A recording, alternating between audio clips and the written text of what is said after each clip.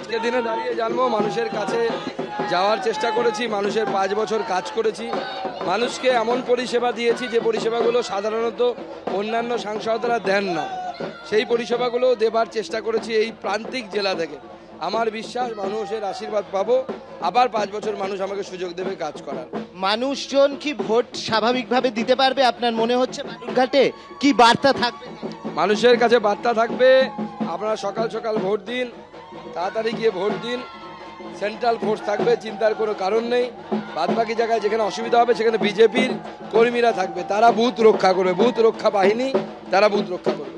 আর এই যে এসএসসি দুর্নীতি নিয়ে যেটা হলো, অনেক যোগ্য প্রার্থীরাও বলছেন যে তারাও বঞ্চিত হলেন, আপনারা তাদের জন্য কি ভাবনা? দেখুন, আমরা প্রয়োজনে তাদের লিগাল সাপোর্ট দেবো এবং আমি তাদেরকে বলেছি, আমাদের সাথে কয়েকজন, আমার সাথে ব্যক্তিগতভাবে কয়েকজন যোগাযোগ করেছিলেন, আমি তাদেরকে বলেছি যে আপনারা অর্গানাইজেশন তৈরি করে আমার সাথে বসুন, প্রয়োজনে তাদের লিগাল সাপোর্ট দেবো। কারণ আমার মনে হয় মুখ্যমন্ত্রী মমতা বন্দ্যোপাধ্যায় যেভাবে এই যোগ্য প্রার্থীদেরকে শিখণ্ডী করলেন, অযোগ্যদের বাঁচানোর জন্য, 5,000কে বাঁচানোর জন্য 20,000-এর চাকরি উনি জলের মধ্যে ফেলে দিলেন, তাদের পাশে আমরা আছি।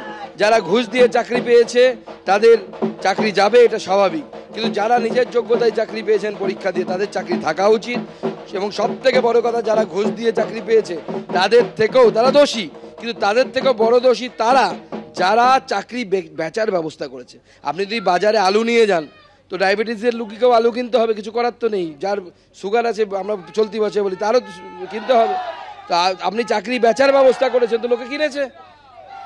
একটাই জিনিস জানতে চাইবো যে দেব আজকেও আসছেন গঙ্গারামপুরে, কি বলবেন?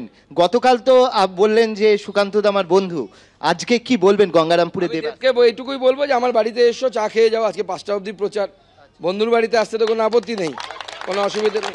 প্রকাশ্যে বলেছে যে সে আমার বন্ধু, তো অবভিয়াসলি আমি সেটা অস্বীকার করছি না। দেবের সাথে আমার খুব ভালো সম্পর্ক, লোকসভাতে দেখা হলেই কথা বলি, হ্যাঁ, একবার চা খাওয়ারও প্ল্যানিং হয়েছিল, তারপর যাই হোক আর পারিনি, ও ব্যস্ত আমিও ব্যস্ত, তো ভালো সম্পর্ক, সেটা নেই। কিন্তু রাজনৈতিক প্রতিপক্ষ, ও আমার বিরুদ্ধে বলবে, আমি ওর বিরুদ্ধে বলবো, আমার সরকারের আমি ক্রেডেন্সিয়াল বলবো, ওর সরকারের ক্রেডেন্সিয়াল বলবে। কিন্তু দেব ভালো ছেলে, এ বিষয়ে কোনো ডাউট নেই, এবং আমার কাছে স্পষ্ট খবর আছে, ও আমাকে বলে না যদিও, আমি অন্য জায়গা থেকে খবর পেয়েছি যে ওর দাঁড়ানোর ইচ্ছে ছিল না, ওকে ভয় দেখিয়ে জোর করে দাঁড় করিয়েছে।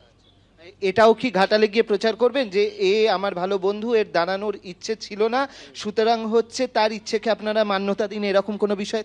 ঘাটাল সিট জেতার জন্য যা যা করা দরকার সুকান্ত মজুমদার সব করবে।